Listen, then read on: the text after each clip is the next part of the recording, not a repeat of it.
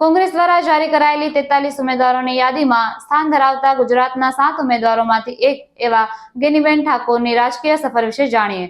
નમસ્કાર, હું છું હિમાની, આપ જોઈ રહ્યા છો ન્યૂ ગુજરાતી ન્યૂઝ। બનાસકાંઠા લોકસભા બેઠકના ઉમેદવાર તરીકે શ્રી ગેનીબેન ઠાકોરની પસંદગી કરવામાં આવેલ છે। શ્રી ગેનીબેન ઠાકોર સમગ્ર ઉત્તર ગુજરાતમાં સામાજિક અને રાજકીય કામગીરીથી લોકપ્રિય ચહેરો છે તથા છેલ્લા 2 ટર્મથી વાવ વિધાનસભામાં ધારાસભ્ય તરીકે ચૂંટાઈને આવે છે। શ્રી ગેનીબેન ઠાકોરની રાજનૈતિક શરૂઆત યુવા કોંગ્રેસના માધ્યમથી થયેલી હતી। તેમની હાલ ઉંમર 48 વર્ષ છે, જ્યારે તેઓએ BA માં અભ્યાસ પૂર્ણ કર્યો છે। ગેનીબેન ઠાકોર એક ભારતીય રાજકારણી અને વાવ વિધાનસભા મત વિસ્તારમાંથી ચૂંટાયેલા ગુજરાત વિધાનસભાના સભ્ય છે। તેણીએ ભારતીય રાષ્ટ્રીય કોંગ્રેસ તરફથી 2017ની ગુજરાત વિધાનસભાની ચૂંટણી લડી હતી અને ભારતીય જનતા પાર્ટીના શંકર ચૌધરી સામે જીત મેળવી હતી।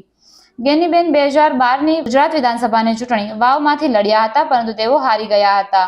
તેણીએ વાવ વિસ્તારમાંથી 2017ની ગુજરાત વિધાનસભાની ચૂંટણી લડી હતી અને 6655 મતોની સરસાઈથી જીત મેળવી હતી। તેઓને અલ્પેશ ઠાકોરના નજીકના સાથી માનવામાં આવે છે।